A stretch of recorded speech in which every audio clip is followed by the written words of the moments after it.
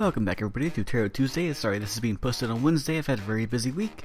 If this is the first time tuning in, I suggest you click on the little bar on the screen and watch the first episode.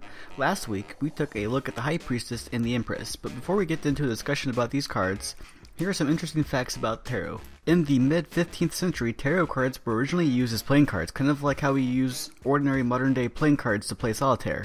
In fact, you can still play solitaire if you want using your tarot decks, but it wasn't until the 18th century that tarot cards began being read by mystics and occultists for divination purposes. The English and French word tarot derives from the Latin word tarochi, which I'm actually not sure if I'm saying that correctly, but there is no actual meaning behind this word. The singular term for it is toracco, which is Italian for blood orange. It was later changed to tarot in French and taroc in German. The earliest evidence of tarot decks being used for divination purposes was found as early as 1540 in a book titled The Oracles of Francesco Marcolino de Friuli, but it wasn't until 200 years later that manuscripts for layouts and many other ideas for tarot reading came out. Alright, if you're still with me or skipped ahead, our focus this week are going to be on the cards the Emperor and the Hierophant. Let's get down to it though. The Emperor is the fourth card, technically number 5, in the Major Arcana.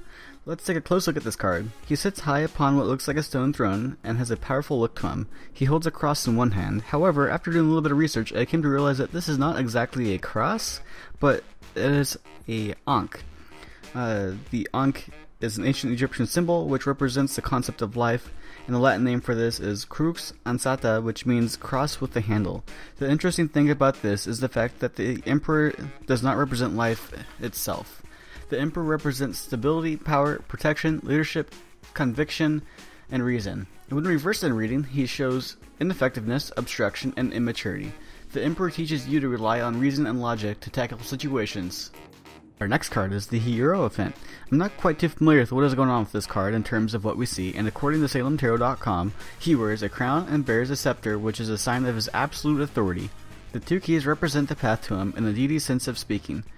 When appearing in a reading, he represents marriage, alliances, tradition, society, conventions, and structure. When reversed, he represents renunciation, unorthodox, and defiance.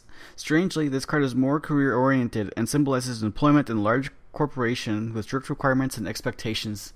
Well everybody, that concludes this week's episode of Tarot Tuesday. Next week, we will focus on the Lovers and the Chariot cards. Thanks for watching! Hey guys, I'm now offering a relationship reading as well as the basic 3-card and 5-card readings I've offered before. If you would like a reading, let me know in the comments on Twitter or feel free to shoot me an email. Please be aware that these readings may end up on my channel. Don't forget to leave a like. Thanks for watching.